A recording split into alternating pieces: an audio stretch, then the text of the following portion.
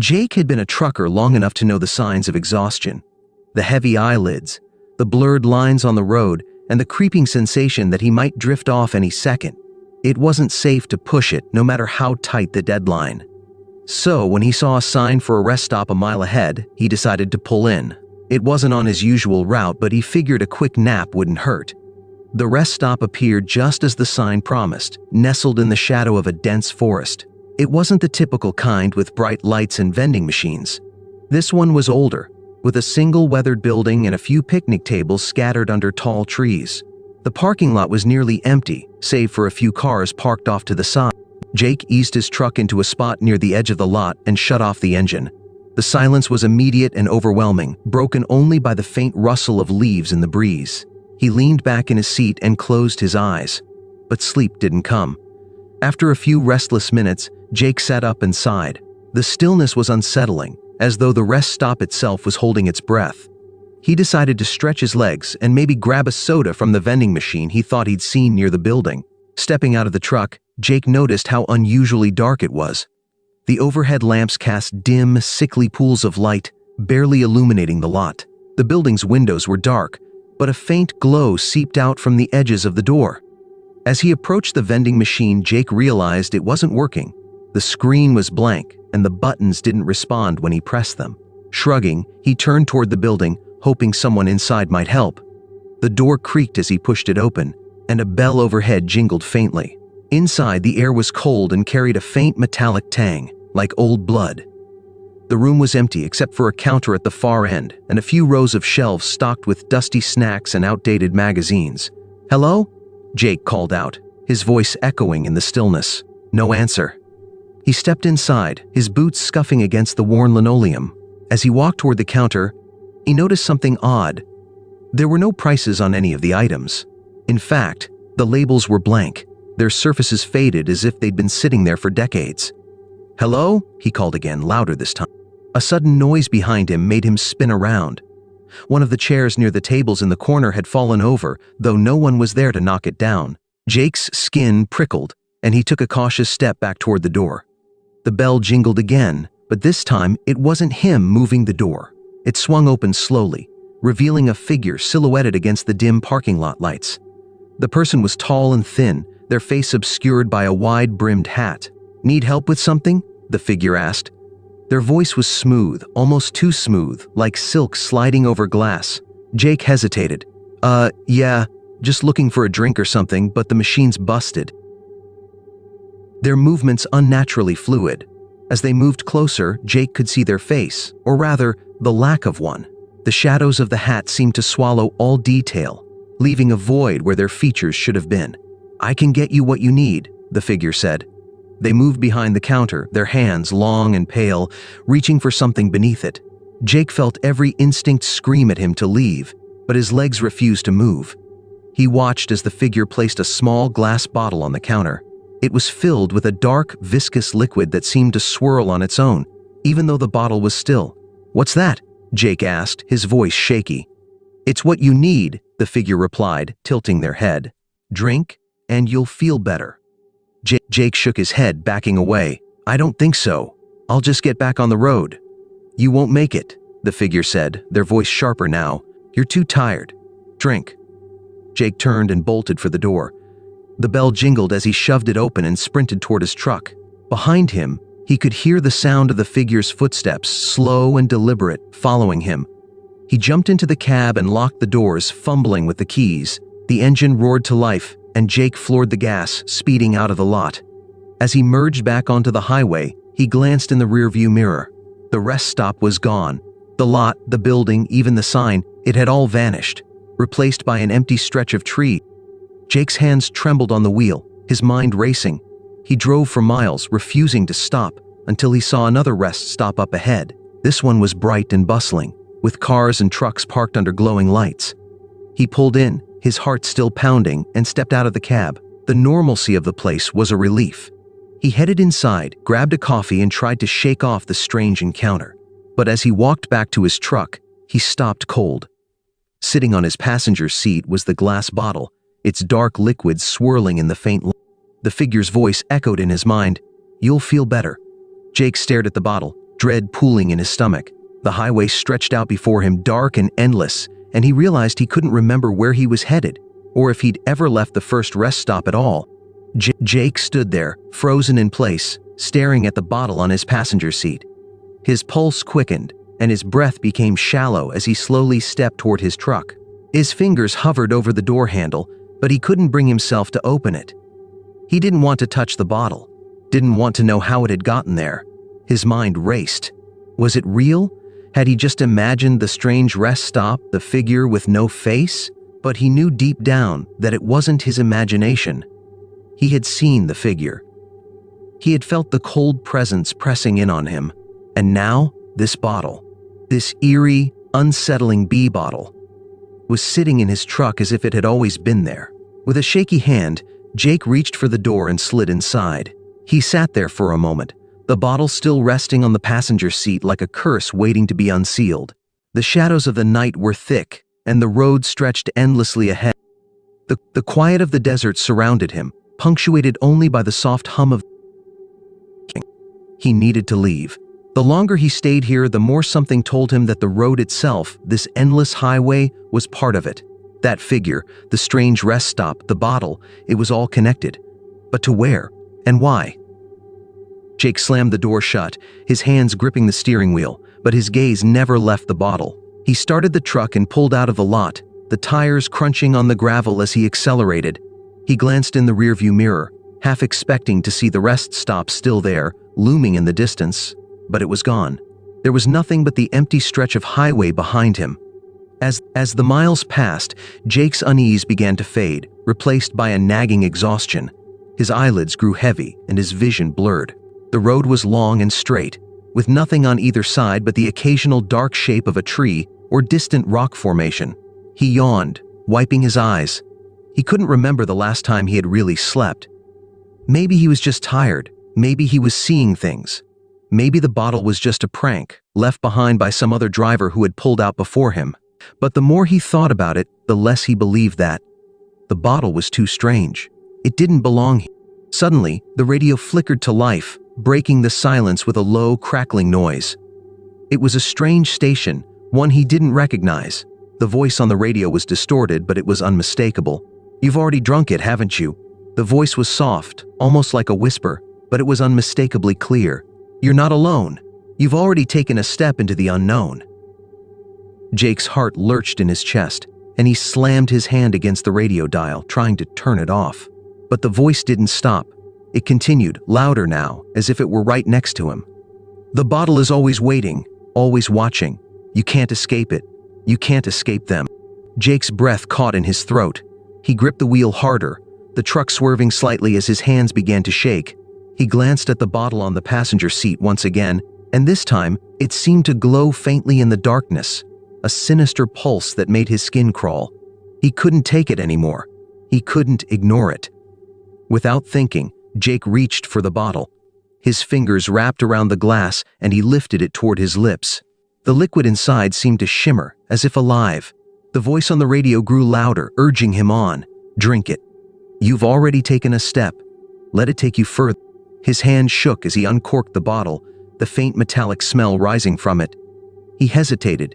Something inside him screamed not to do it, to throw the bottle out of the truck, to get away from it, but he couldn't. The pull was too strong. The voice, the glow of the bottle, it was all-consuming.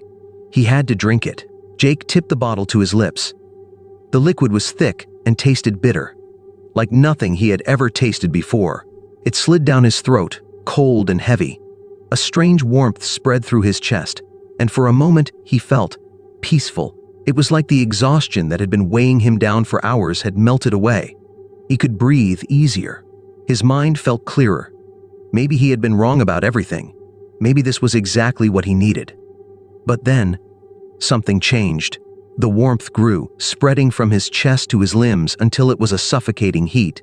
His vision blurred, the road ahead twisting and warping. The truck seemed to vibrate, and he felt the sensation of being lifted off the ground, as if the wheels had no contact with the asphalt anymore. The voice on the radio returned, but it was no longer distorted. It was clear, sharp, and triumphant. "You're ours now, Jake.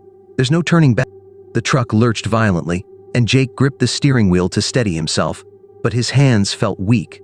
The world outside the cab twisted further, the trees bending and warping like they were being pulled by an invisible force. The headlights reflected off shapes in the darkness, dark figures, standing motionless at the edge of the road. They weren't human. Their faces were blurred and featureless, like shadows given form. Jake screamed, but the sound was swallowed by the radio, which was now full of static. The figures began to move, surrounding the truck, their footsteps slow and deliberate. He could feel their presence closing in on him, suffocating him. And then, just as suddenly as it had started, everything stopped.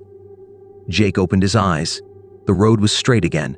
The truck was moving smoothly, the headlights casting a soft glow on the dark highway. But there was something different now. He wasn't alone. He could feel their eyes on him, hundreds of eyes, watching from the darkness, waiting for him to make his next move. He looked at the bottle on the passenger seat. It was empty now. The voice on the radio spoke one final time. "You can keep driving, Jake, but we're with you now. You'll never be alone again." Jake gripped the steering wheel, his knuckles white. He wasn't sure if he was still driving or if the road had taken him somewhere else, somewhere he could never leave. The darkness outside pressed in closer, and as he drove into the endless night, Jake knew there was no turning back.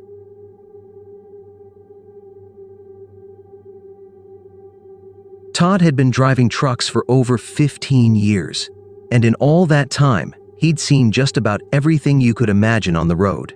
He'd passed through all kinds of towns, cities, and stretches of highway, but there were always a few places he tried to avoid. Some towns felt off, as if they held a secret, and some roads were better left unexplored. One night, after a long stretch of driving through empty desert roads, Todd found himself needing to stop for fuel. He wasn't anywhere near his usual stops, and the clock was ticking past midnight. The truck's fuel gauge was nearly empty, and there wasn't a gas station in sight for miles. He checked his GPS, but it wasn't helping. The signal had dropped earlier, and the screen was flashing with an error message. As he glanced around, he saw a small, dimly lit sign in the distance. It read, "Last stop, fuel, rest, food." The sign flickered under the pale glow of the moon, almost as if it were warning him.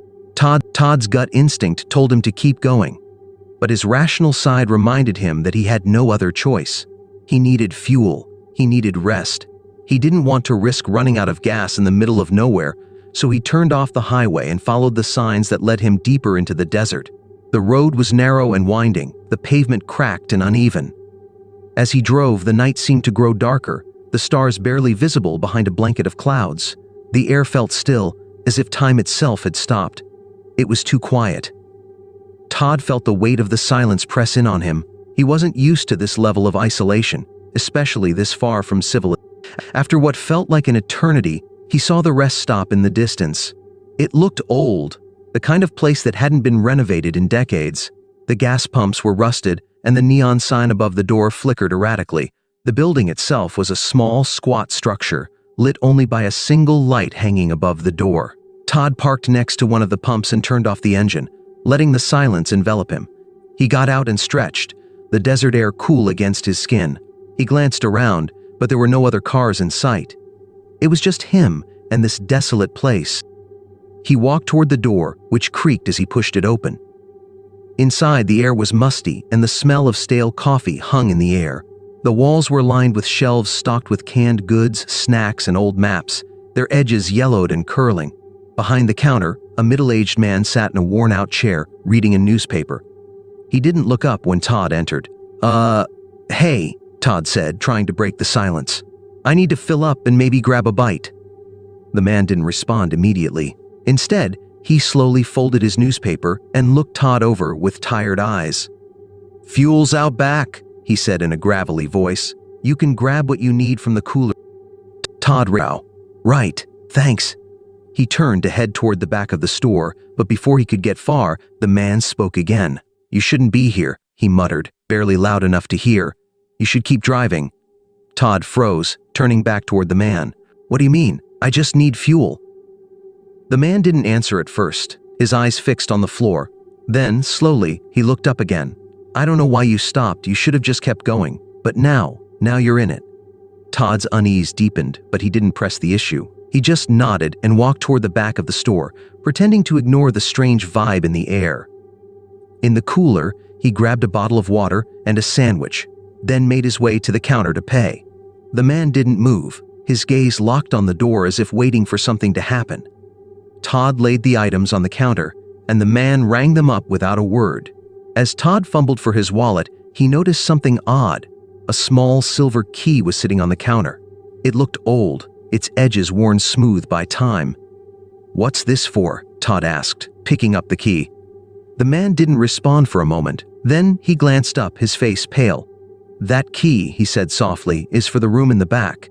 But you shouldn't go in there. Don't open that door." Todd was about to ask more, but the man stopped him with a wave of his hand. "Just pay and leave," he said, his voice now strained. "You're already in too deep. Don't make it worse."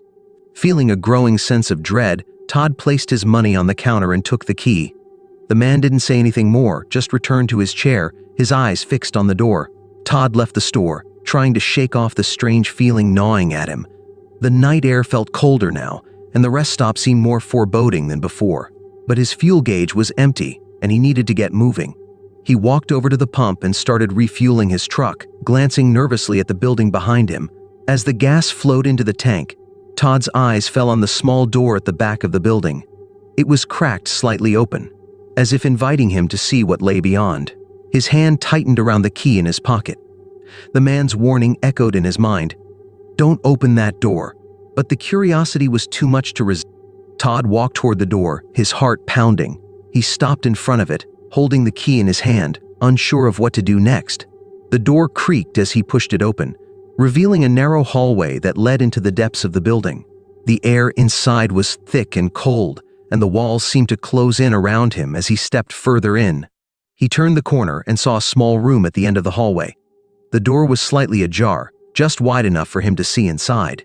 There was a bed, an old chair, and a desk covered in dust. But what caught his attention was the strange symbol painted on the wall, an intricate, swirling design that seemed to shimmer in the dim light. It was the same symbol that had been carved into the wooden counter of the gas station. Todd took a hesitant step forward, then another. His feet felt like they were moving on their own. The door to the room creaked open, and he entered without thinking. The moment he stepped inside, the temperature dropped. He shivered as an overwhelming sense of dread washed over him. The symbol on the wall seemed to pulse, and the air grew thick with something otherworldly. His breath quickened as he looked around, the room feeling more alive than any place he'd ever been. And then he heard the sound of something moving in the darkness.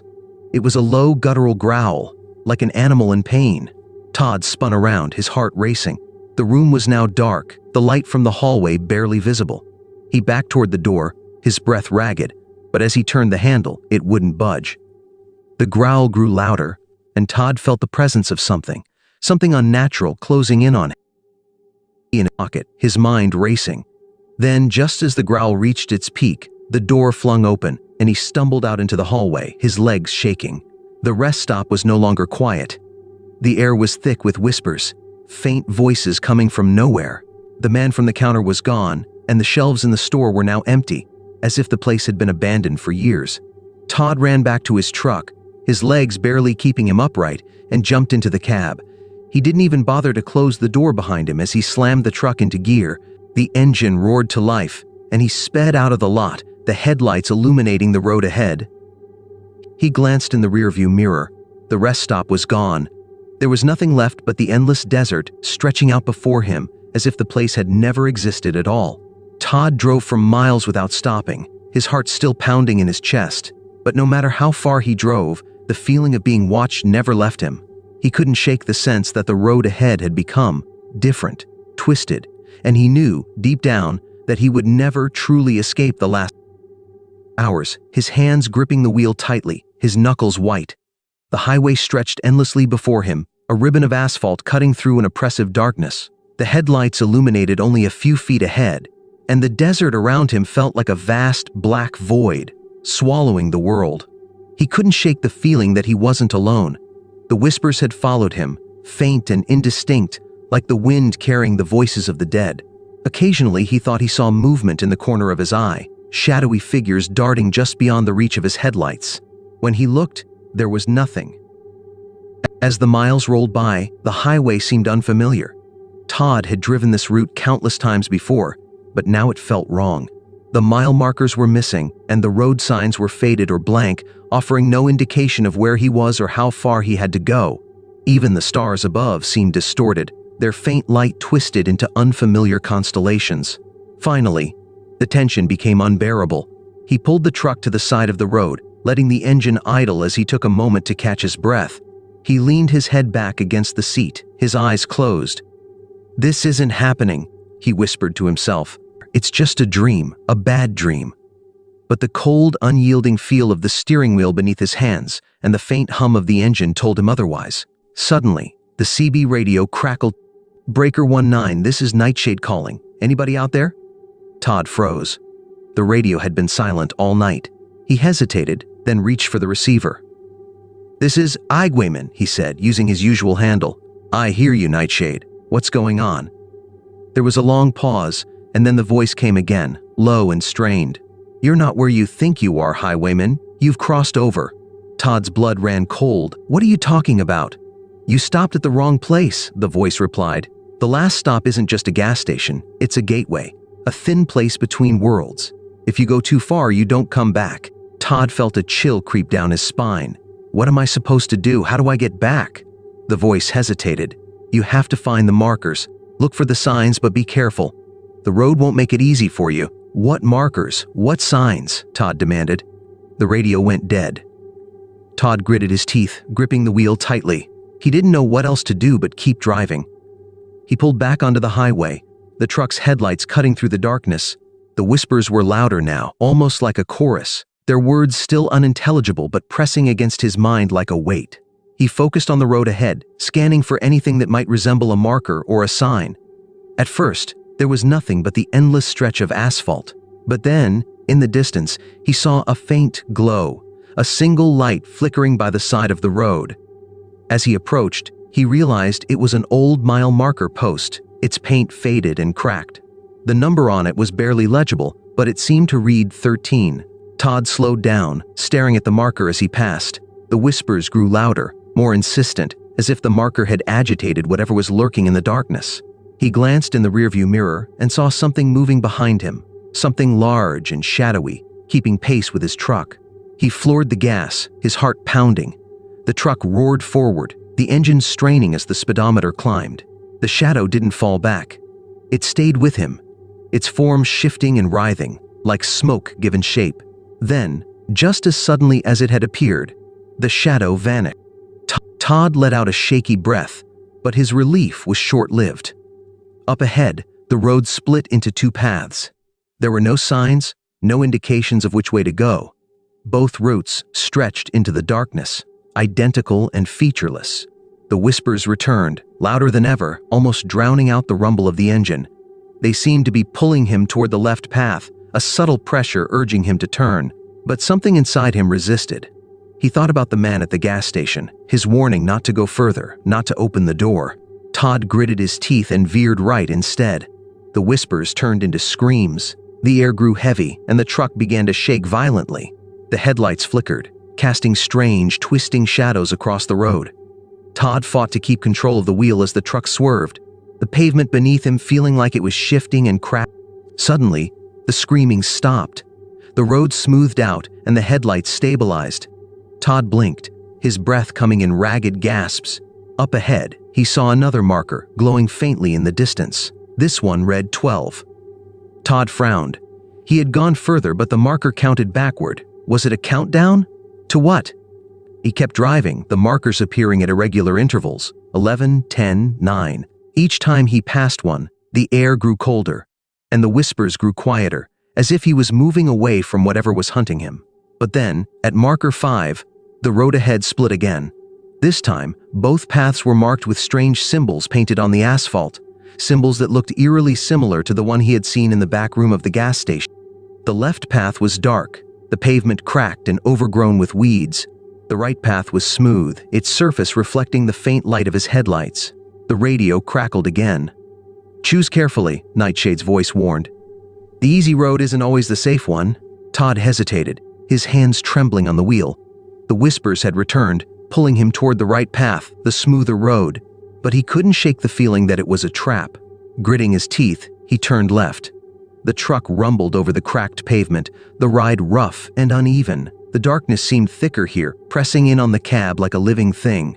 But as he continued, the air began to clear. The whispers faded into silence, and the road ahead seemed brighter, almost normal. Finally, he saw a sign, an old, rusted green highway marker. It read, Interstate 50, 2 miles ahead. Relief washed over him. He had made it back. Or so he thought. As he merged onto the interstate, Todd glanced in his rearview mirror one last time. For a fleeting moment, he saw the faint outline of the gas station, the last stop, its flickering neon sign glowing in the distance. And standing in front of it was the shadowy figure from the back room, watching him, waiting. Todd kept driving, refusing to look back again, but deep down, he knew the truth. He might have left the last stop behind, but a part of it had stayed with him. The whispers were gone, but the air around him felt heavy, charged with something unnatural. And no matter how far he drove, Todd couldn't shake the feeling that the road ahead would never truly be the same.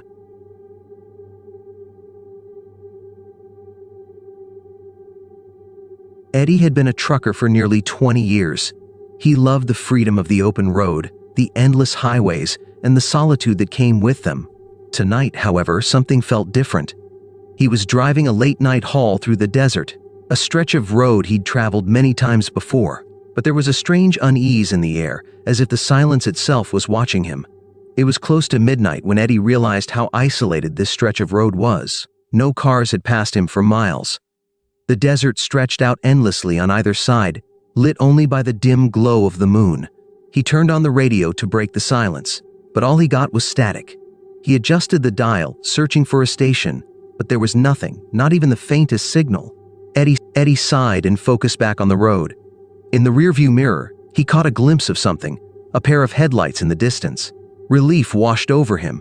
At least he wasn't completely alone out here. But as the vehicle got closer, Eddie noticed something strange. The lights didn't move as if the driver was planning to pass him. Instead, they stayed directly behind him, matching his speed perfectly.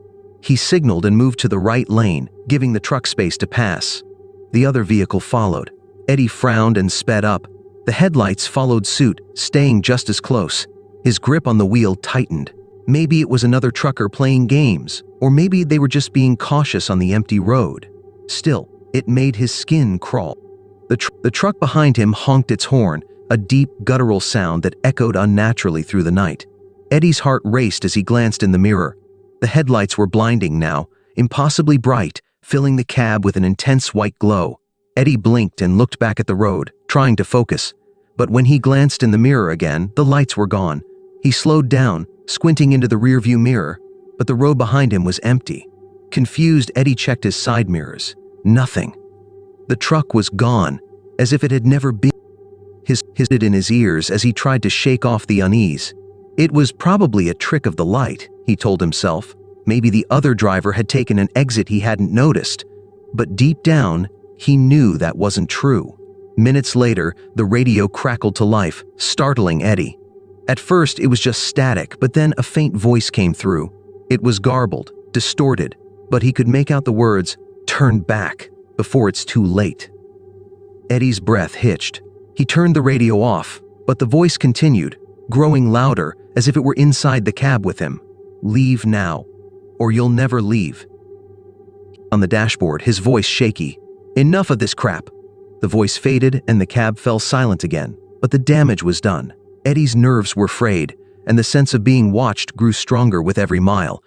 Up ahead, he saw a flickering sign in the distance. As he approached, he realized it was an old gas station, its neon letters barely visible. Gas, 24 hours. Eddie hesitated but decided to stop. He needed to refuel and clear his head. He pulled into the station and stepped out of the truck, the cold desert air biting at his skin. The gas station looked abandoned. The windows were grimy, and the single pump was rusted and outdated. Eddie swiped his card, but the machine didn't respond. Frustrated, he walked toward the station to see if anyone was inside. The door creaked as he pushed it open. Inside, the air was stale, and the fluorescent lights flickered overhead. A small television sat on the counter, playing static. "Hello?" Eddie called out, but no one answered. He stepped further inside. the sound of his boots echoing in the empty room. Suddenly, the static on the TV shifted, and a distorted face appeared on the screen. Its mouth moved, but the words didn't match. "You shouldn't be here," it said in a voice that made Eddie's skin crawl. "Turn back, while you still can." Eddie stumbled backward, his heart racing. The lights flickered more violently now, casting strange shadows on the walls. One of the shadows moved. Eddie froze, his eyes darting to the corner of the room. A figure was there, its outline barely visible. It didn't move, but Eddie could feel its gaze on him, cold and unrelenting. He bolted out of the gas station, not daring to look back. Jumping into his truck, he started the engine and peeled out of the lot, the tires kicking up gravel. As he sped down the highway, he glanced in the mirror and saw the gas station fading into the distance. But just as he thought he was safe, the headlights reappeared behind him. Eddie's stomach dropped. The truck was back, its lights impossibly bright, blinding him even as he tried to focus on the road. He floored the gas pedal, pushing the truck as fast as it could go, but no matter how fast he drove, the other vehicles stayed right behind him. The radio crackled again, and the voice returned. "You can't escape, it's too late." The road ahead seemed to stretch endlessly, the landscape repeating itself like a loop. Eddie's GPS flickered, then froze, before displaying a new route. His heart sank as he read the words on the screen, Route 42. "No, no, no," he yelled, slamming his fist on the wheel. He had deliberately avoided Route 42. How had he ended up back? The road began to change. The asphalt cracked, and the yellow lines faded, replaced by something darker, like veins running through the ground. The headlights behind him grew brighter, and the horn blared again, a deep, unnatural sound that seemed to shake the truck itself. Ahead, Eddie saw a green sign. As he passed it, his worst fear was confirmed. It read, "Welcome to Route 42."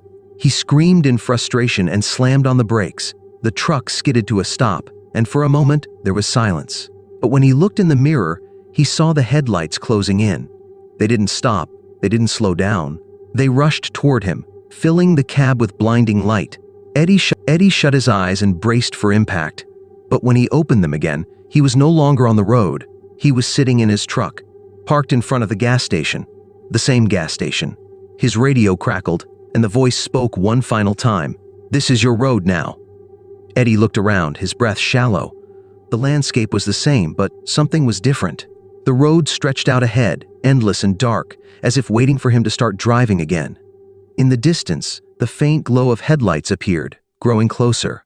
Eddie realized then that he was trapped, just like the others who had come before him. Route 42 wasn't just a road, it was a trap, a place that lured drivers in and never let them leave. And now, it was his home.